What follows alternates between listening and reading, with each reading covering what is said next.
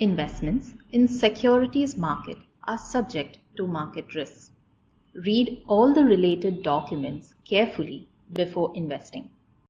Hi all, first webinar is on Once Upon a Portfolio, Lessons from Behavioral Finance. So this webinar is happening this Saturday from 10 AM to 11 AM. Second webinar is on Navigating the Investment Challenges and Rewards of Good Investment Behavior. This webinar is happening on 11 AM to 12 PM this Saturday. The fourth webinar is on Is it a time to panic and how long will the market corrections last?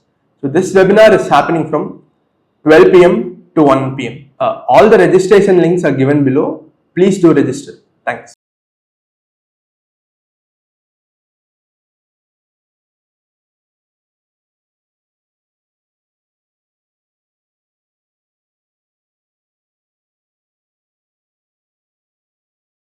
The last few weeks of 2025 have already felt like a roller coaster ride for many investors. And this is a time that makes us wonder about whether we failed as investors or if our investments are actually failing us. So it's time to decode this question of what is investment failure. Now, one easy way for us to measure failure is to look at performance and then see whether an investment has failed or performed to expectations. But failure actually is something more deep-rooted and is a more subtle concept when it comes to investments. It's not so easy and it's not enough to just look at performance numbers and make a decision. So first, let's try to understand what is failure, and there's a very interesting quote from Jim Rohn that can explain failure to us. Failure is rarely the result of some isolated event. Rather, it is the consequence of a long list of accumulated little failures which happen as a result of too little discipline. So the first thing that we can understand from this is that failure, even as an investor, cannot be an isolated event. We cannot consider or label ourselves as failures. We cannot label our investments as failures just because performance is low. We actually need to look at a more holistic set of data and see if there are any processes that we failed to live up to which have contributed to this outcome. So as an investor, we need to look beyond just performance numbers or one result that a company has announced. We need to look at longer term trends and then make a call as to whether we've made the right choice or not. Instead, what investors tend to do is that they're quick to judge themselves and either say that, oh, I'm no good at this and maybe I should stop all of this altogether, which is very counterproductive to your long-term wealth creation goals. Or you have another set of investors who are completely convinced that they are doing the right thing and they stick to that plan of being a long-term buy and hold investor. Now, the idea is that we actually have to understand who is a long-term investor. It's not just somebody who buys and holds forever. That investment strategy actually doesn't work because it fails to consider how we behave in markets and how we respond to news and events. Buy and hold investors are those who buy and hold for as long as they can and change their portfolios only when they need to be changed. When the market context has shifted so much, there is a necessity for us to come back to the drawing board, look at our portfolios and restructure them. Earlier this year, we published a video as to what 2025 would look like, and if you want to know how the market context has changed, you can watch that video. So before we conclude this conversation, I would like to talk about 3 ways in which investors could actually end up failing themselves today. The first is to avoid booking profits in the portfolio.